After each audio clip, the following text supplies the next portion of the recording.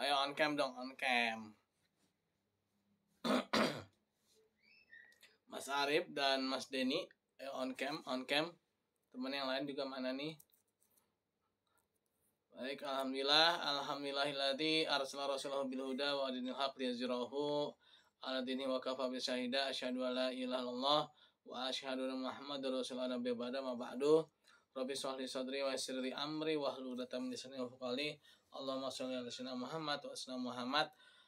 Kama shallaita ala sayyidina Ibrahim wa ala sayyidina Ibrahim wa barik ala sayyidina Muhammad wa ala Muhammad kama barakta ala sayyidina Ibrahim wa ala sayyidina Ibrahim fil alamin innaka Hamidum Majid. Ya, baiklah teman-teman semua, alhamdulillah ya kita dapat berjumpa kembali dalam perkuliahan kita pertemuan yang ke-9 ya. Dan saya ingin membahas mengenai perkembangan sejarah pemikiran ekonomi Islam ya, yang kontemporer ya, walaupun identik ya. Jadi perkembangan sejarah perkembangan ekonomi Islam ini ya, pemikiran ekonomi Islam ini yang kontemporer ini lebih ditandai dengan munculnya lembaga-lembaga keuangan syariah ya, secara implementasi ya, bukan jadi memang terlihatnya tuh ketika ada lembaganya ya, karena memang bukti nyatanya ya, walaupun mungkin kalau secara pemikiran mungkin sebenarnya ada ya, mulai dikajinya kembali tentang fikih-fikih ekonomi Islam ya, tapi itu sepertinya tidak terdata secara baik gitu ya, ketika hanya berupa di tataran akademisi ya.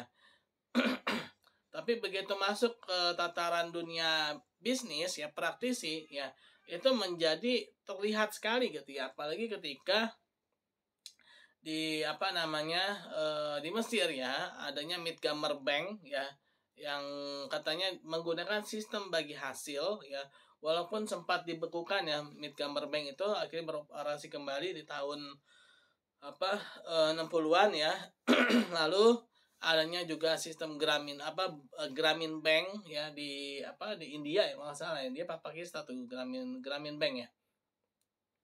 Dan munculnya juga pemikir-pemikir ya secara akademisi ya, yaitu seperti Muhammad Abu Zahra ya, yang terbaru ya, mengenai maqasid syariah ya. Walaupun saat ini pemikiran maqasid syariah yang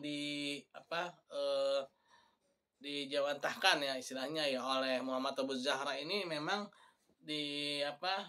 dirumuskan lebih berat kepada ke sektor lembaga keuangan syariah, terutama pada perbankan syariah ya.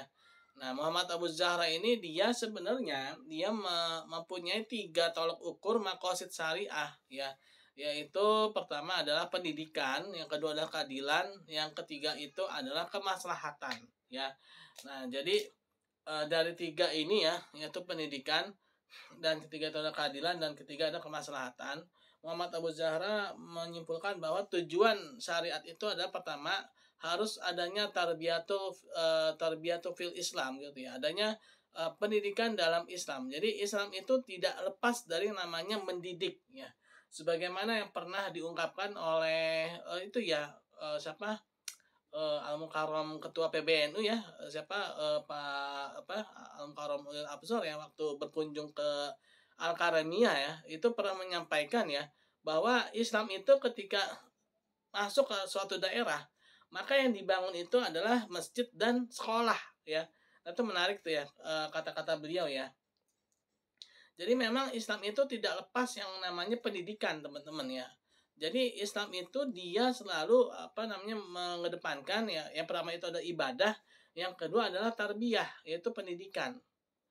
Nah, ini jadi ketika Islam itu masuk ke suatu daerah, pasti yang namanya keilmuan itu pasti berkembang ya, karena pesan Rasulullah SAW sendiri ya itu mengatakan bahwa warisan para nabi itu adalah ilmu ya. Nah, ini menarik ya, kenapa? Karena ketika warisan itu berupa ilmu ya, berarti akan muncul lembaga-lembaga pendidikan ya. Nah, sehingga Muhammad Abu Zahra ini ya mengatakan bahwa indeks maqasid syariah atau maqasid syariah ya, Yang pertama itu adalah pendidikan, ya.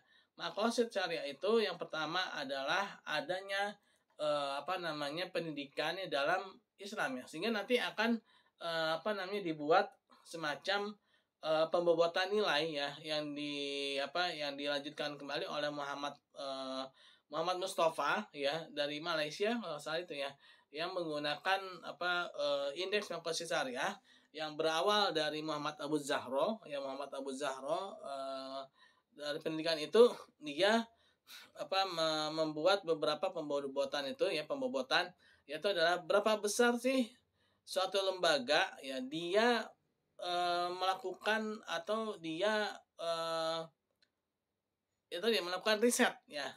Berapa besar dana riset yang diajukan, ya, lembaga tersebut, ya, untuk karyawannya, ya. Terus yang kedua itu berapa banyak karyawannya itu yang disekolahkan, ya.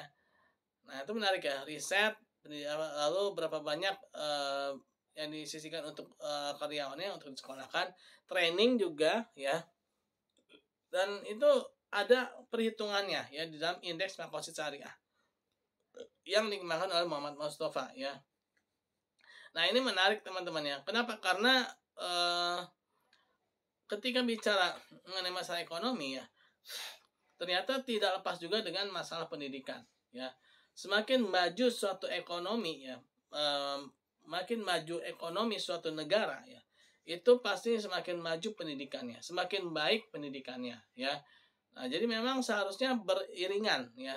Semakin meningkatnya ekonomi suatu wilayah, maka tingkat pendidikannya juga semakin lama semakin tinggi, ya. Nah, sehingga yang namanya perkembangan ekonomi Islam itu juga beriringan dengan perkembangan pendidikan Islam seharusnya, ya. Karena lapis kedua lah, ya. Lapis kedua setelah seseorang itu sejahtera, ya. Setelah seseorang itu dia dapat mensejahterakan dirinya, pastilah dia akan mencari keilmuan, ya. Nah, pastilah dia akan mencari ilmu. Nah, jadi memang, ya, yang namanya keilmuan itu tidak akan mungkin bisa, ya, kalau masyarakatnya belum sejahtera, ya. Sulit lah, ya. Bisa aja tapi sulit. Nah, ini butuh perjuangan yang keras, gitu, ya. Berbeda, ya, dengan Imam Syafi'i. Imam Syafi'i ini memang luar biasa, ya.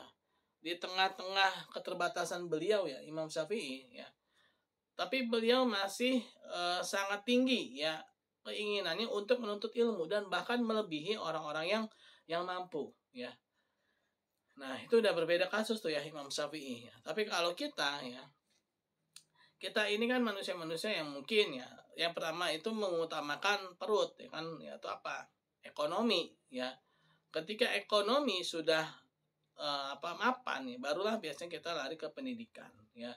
Nah, sehingga tadi, ya, perkembangan pemikiran ekonomi Islam itu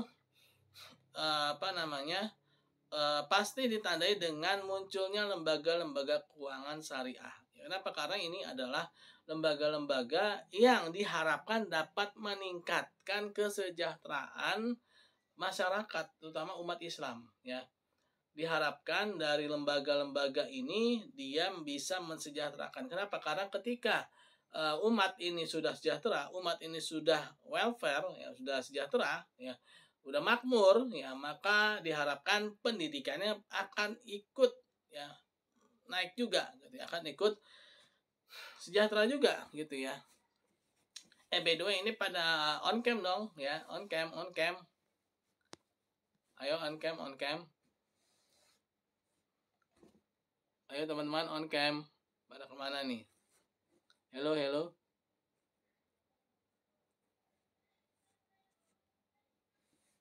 ada orangnya nggak nih? Adinda. Siapa nih? Adinda siapa nih? Anggun. Arif. Nah, ada Pak Rahmat tuh, ya, on cam, ya. Arif. Denny. Fatima Zahra. Cindy. Siti. Terus siapa lagi nih? Serlina, ya, ini yang baru on cam baru Pak Rahmat aja, ya. Yang lainnya pada kemana, tidur kali ya. Aduh. Oke, ya ini alhamdulillah ada Pak Rahmat nih ya. Gimana kabar Pak Rahmat? Baik Pak, alhamdulillah. Alhamdulillah ya. Nah, ini contoh lah Pak Rahmat ini ya. Oke, saya lanjutkan ya. Jadi tadi ya, Muhammad Abu Zahro ya menjadikan nomor satu dalam maqasid syariah itu adalah pendidikan ya. Nah, lalu yang kedua adalah keadilan ya. Jadi Muhammad Abu Zahro mengatakan bahwa tujuan dari syariah itu adalah terwujudnya keadilan, yaitu segala sesuatu itu ditempatkan sesuai dengan porsinya masing-masing ya. Ditempatkan pada porsinya tuh ya sesuai dengan keadaannya masing-masing ya. Jadi syariat Islam itu adalah untuk adanya keadilan. Dan yang ketiga itu adalah kemaslahatan ya. Nah, kemaslahatan ini mengambil dari teori maqasid syariahnya Imam Al-Ghazali, yaitu kemaslahatan terhadap agama, kemaslahatan terhadap jiwa, kemaslahatan terhadap akal, kemaslahatan terhadap keturunan, dan kemaslahatan terhadap harta ya. Nah, itu kemaslahatan. Nah, Muhammad Abu Zahro tadi dilanjutkan oleh Muhammad Mustafa ya mengenai perhitungan maqasid syariah yang dikembangkan oleh Muhammad Mustafa tadi ya dengan indeks maqasid syariah, yaitu dengan adanya pembobotan ya, yaitu keadilan itu diidentikan atau diidentifikasikan dengan sistem bagi hasil ya. Nah, jadi suatu lembaga keuangan syariah dia akan memiliki nilai maqasid syariah yang tinggi ya ketika dia lebih sering menggunakan akad mudharabah atau musyarakah ya. Nah, ini yang menjadi permasalahan ya di negara-negara berkembang seperti di Indonesia ini ya. Di Indonesia ini ya mohon maaf ya, yang namanya sistem bagi hasil itu adalah sistem berdasarkan pada trust, kepercayaan ya. Nah, sedangkan ya mohon maaf ya, walaupun mayoritas kita ini beragama Islam ya, tapi secara trust kita ini masih rendah ya. Secara kepercayaan kita ini masih rendah ya. Nah, ya contoh sederhananya ini ya. Ketika kuliah secara menggunakan sistem online ini kan, ini hampir sebagian besar ini kita tidak on cam ya kan. Nah, ini semua salah trust juga nih ya. Nah, ini bukan bukan suuzon ya, tapi ini adalah bentuk nyata gitu ya bahwa adanya rasa sense of belonging ya teman-teman ya. Adanya rasa sense of belonging ya. Nah, itu ya. Jadi adanya rasa trust ya. Nah, rasa trust atau percaya ini masih rendah ya. Sehingga bank syariah atau lembaga keuangan syariah yang menggunakan sistem bagi hasil ini ya, dia rata-rata lebih bersinggungan kepada korporasi atau perusahaan terhadap lembaga, bukan terhadap masyarakat, terutama masyarakat UMKM ya. Aduh, mohon maaf ya, mampet itu saya. Nah, hampir sebagian besar ya lembaga keuangan syariah ya, dia ketika memiliki nilai keadilannya itu tinggi ya, dia lebih kepada kerjasamanya terhadap sama perusahaan, bukan perorangan ya, bukan kepada Pak Haji ya. Nah, walaupun mohon maaf ya, bukannya menjelek-jelekannya, walaupun Pak Haji sekalipun ya terkadang ya ada juga gitu yang dikasih pinjaman ya, dikasih pembiayaan ya, ternyata tidak sesuai dengan ininya ya, tidak sesuai dengan peruntukannya ya. Nah, kenapa sih lebih kepada ke lembaga ya, korporasi? Karena tadi ya, korporasi itu dia lebih dapat dipegang ya, walaupun tidak menutup kemungkinan juga adanya penipuan juga ya dengan bentuk korporasi ya, tapi setidaknya itu korporasi itu sudah lebih kemarin.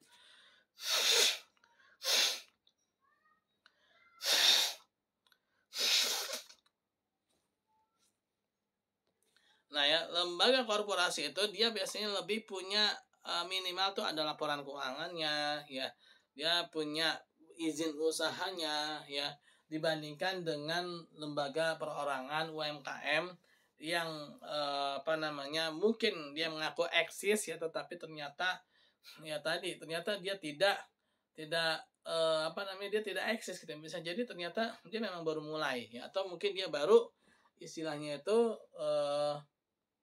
ini ya baru start gitu ya usahanya ya. Nah tapi dia mengaku misalnya sudah lama gitu kan, tapi apa tidak ada bukti-buktinya ya, terutama bukti keuangannya ya. Nah ini bagi sebuah lembaga keuangan syariah ini sangat berbahaya. Kenapa? Karena sangat besar sekali kemungkinannya adanya fraud atau penipuan ya, atau adanya semacam moral hazard ya yang dilakukan oleh nasabah pembiayaan tersebut gitu ya.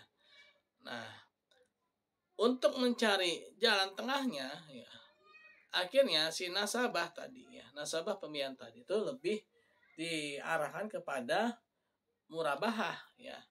Nah, jadi hampir sebagian besar lembaga keuangan syariah yang dekat dengan nasabah pembiayaan yang grassroots ya, karumput itu memiliki indeks makosid syariahnya rendah ya.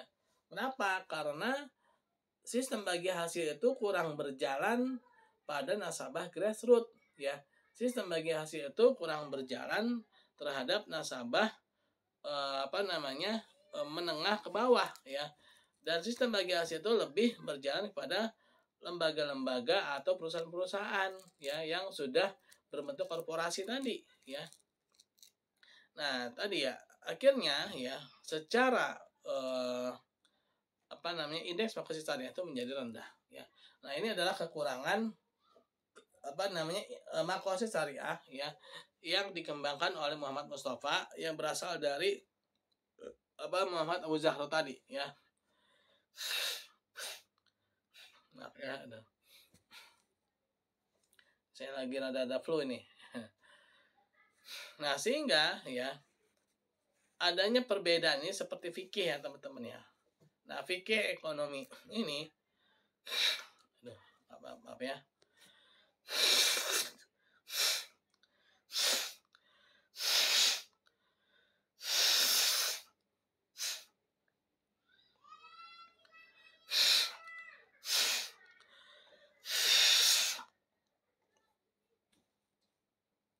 Oke.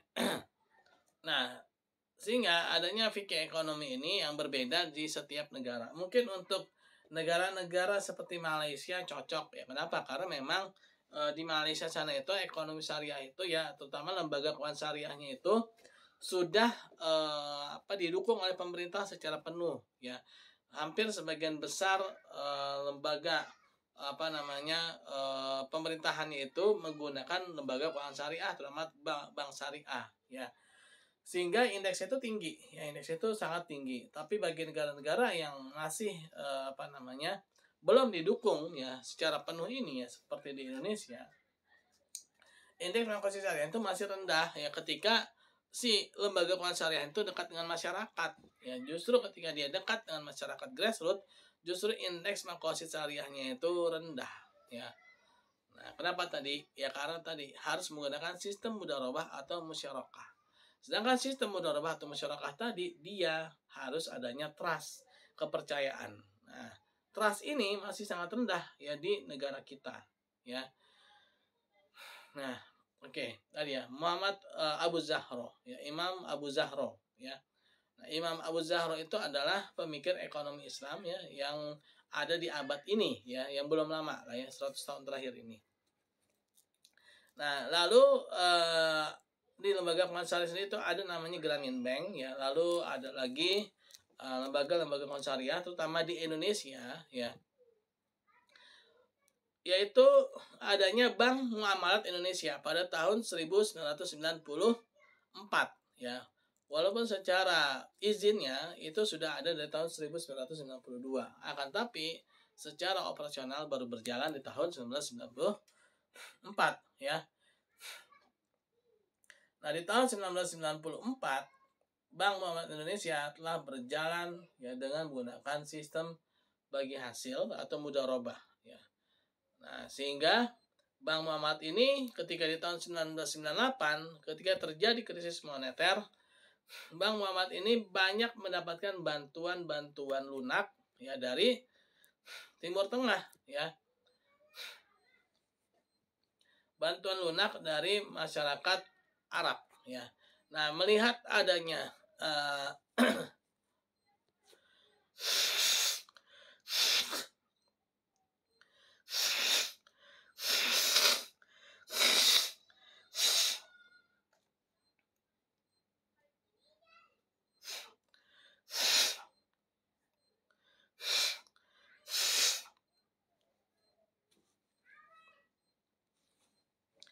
melihat adanya peluang ya bantuan-bantuan dari Timur Tengah ya, maka dari bank pemerintah yaitu terutama Bank Mandiri ketika itu membuka yang namanya Bank Syariah Mandiri pada tahun 1999 ya.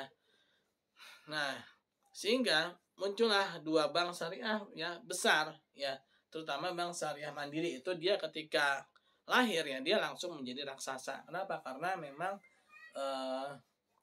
dia banyak dapatkan suntikan dari bank induknya itu Bank Mandiri. Nah, lalu dilanjutkan ya sebenarnya ada asuransi ya di tahun 1996-1997 yaitu asuransi takaful ya, yaitu asuransi syariah yang pertama ada di Indonesia ya. Nah, lalu di dunia pasar modal muncul yang namanya Jakarta Islamic Index ya. Nah, itu muncul indeks indeks syariah ya. Indeks syariah yang pertama kali. Nah, lalu muncul UUS, unit usaha syariah yang pertama yaitu Bank IV Syariah. Akan tapi sayang sekali Bank IV Syariah ini dia keburu tewas ya karena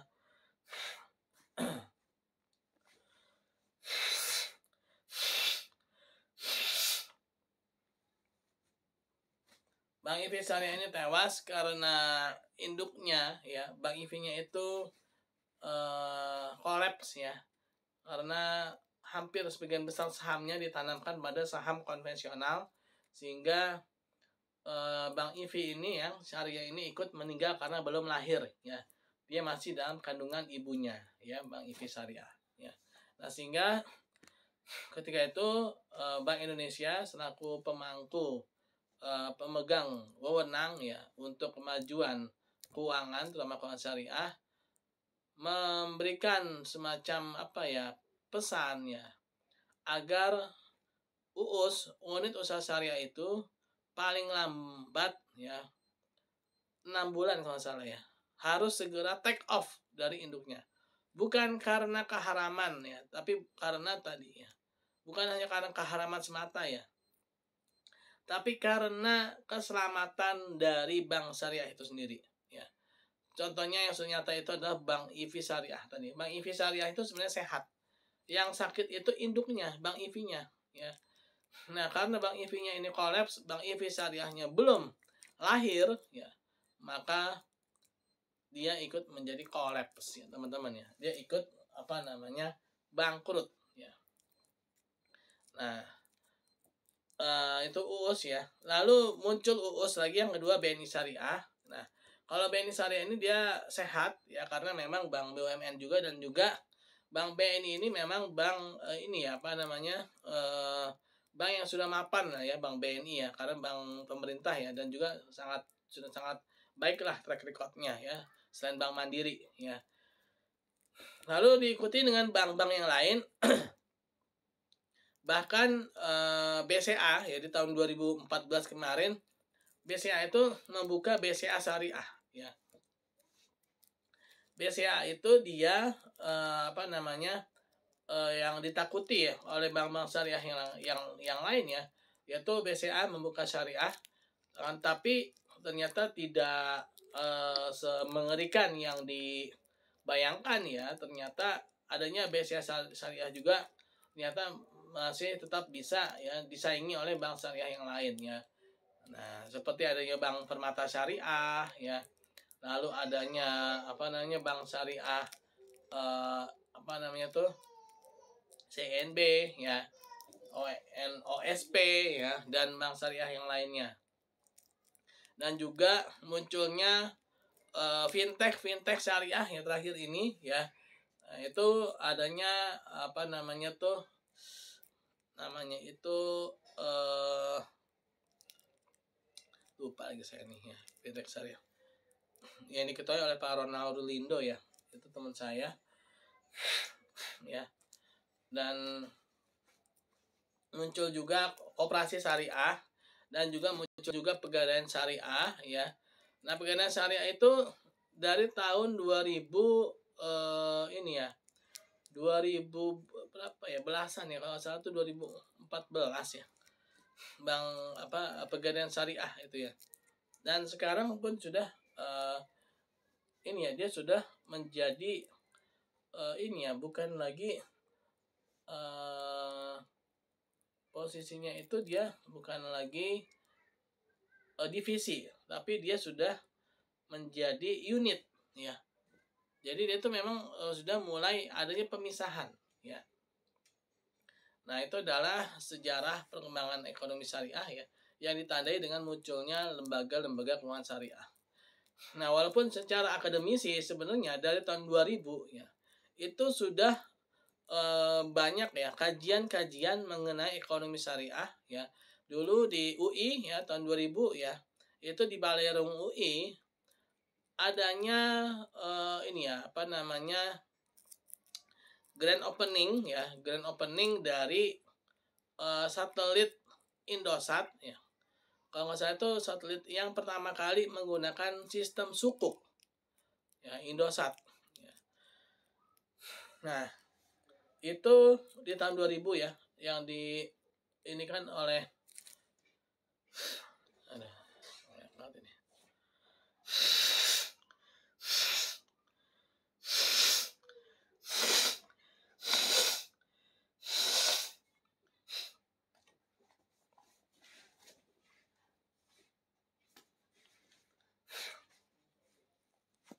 mohon maaf ini saya lagi mampet ya. Nah, sukuk ya itu sudah dikembangkan oleh Indosat ya di tahun 2000-an awal ya. Dan sukuk retail juga sempat berkembang di tahun 2019 dulu ya. 2018 2019 itu sempat adanya sukuk retail ya. Lalu adanya sukuk retail link wakaf ya. Itu juga baru itu ya. Sekitar tahun 2020-an lalu ya. Tapi sayangnya sepertinya tidak begitu terdengar lagi sekarang ya, sukuk retail link wakaf ya, SRLW kalau salah ya. Namanya itu SRLW 01 ya. Nah, itu sudah sangat berkembang sekali ya. Jadi dia selain sukuk, dia juga adanya wakaf ya, meling ke wakaf. Kenapa sih meling ke wakaf? Nah, ini menarik teman-teman. Karena wakaf itu solusi untuk menghilangkan bunga atau riba yang bersifat makro ya. Bunga atau riba yang bersifat makro. Kenapa? Karena kalau pembiayaan dengan menggunakan sistem ribawi ya, pastinya akan mengakibatkan yang namanya inflasi. Tapi kalau dia berbasis wakaf ya, maka dia akan menjadi dana yang kalau dibilang itu dia tidak dana yang tidak harus dikembalikan gitu ya. Jadi dia tuh membangun asetnya itu ya, membangun aset aset pembangunannya itu ya, dia tidak harus dananya itu tidak harus dikembalikan karena itu dana wakaf gitu kan ya. Karena dana wakaf itu adalah dana yang memang diperuntukkan untuk Allah ya Subhanahu wa taala, tapi nanti ada nazir. Nah, nanti nazirnya siapa? Nazirnya itu adalah pemerintah ya. Yang menjadi nazirnya itu adalah mungkin bisa jadi menteri keuangan gitu.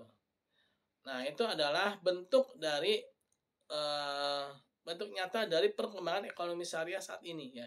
Jadi sampai benar-benar menjadi suatu bangunan yang sangat nyata gitu, yaitu adanya gedung ya, jalan tol, lalu pembangunan yang lain ya. Nah, itu menurut saya itu sangat luar biasa ya ketika adanya kolaborasi ya antara eh, akad-akad syariah itu ya dengan lembaga pemerintahannya akhirnya menjadi perkembangan yang luar biasa ya. Apalagi sekarang adanya bank syariah yang berbasis BUMN yaitu BSI. Nah, ini juga merupakan suatu yang sangat luar biasa karena ketika dia berbentuk BUMN ya, maka keamanannya pasti akan menjadi lebih terjamin ya. Keamanannya akan menjadi lebih daripada dia bank swasta. Walaupun tidak ini juga ya, tidak apa namanya bukan tolak ukur juga, tapi sini itu sudah ada bentuk ya dari pemerintah, bentuk nyata dari pemerintah untuk mendukung maju ekonomi syariah ya.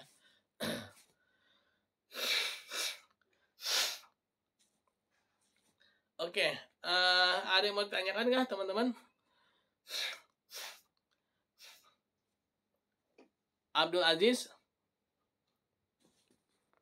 Adinda, siapa nih? Rusmaniar, Anggun, Arif Rahmat.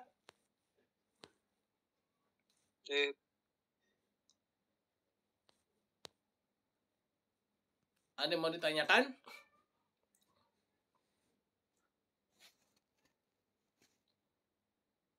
Oke, kalau tidak ada, mungkin kita tutup saja ya dengan baca hamdalah, alhamdulillahirabbil alamin, dan doa subhanakallahumma bihamdika asyhadu an la ilaha illa anta astaghfiruka wa atubu ilaik. Assalamualaikum warahmatullahi wabarakatuh. Nanti absen kabarin lewat grup ya. Ya, Pak. Ya, makasih ya. Ya, assalamualaikum. Oke, Pak. Ya. Brengsek ini dulu nih.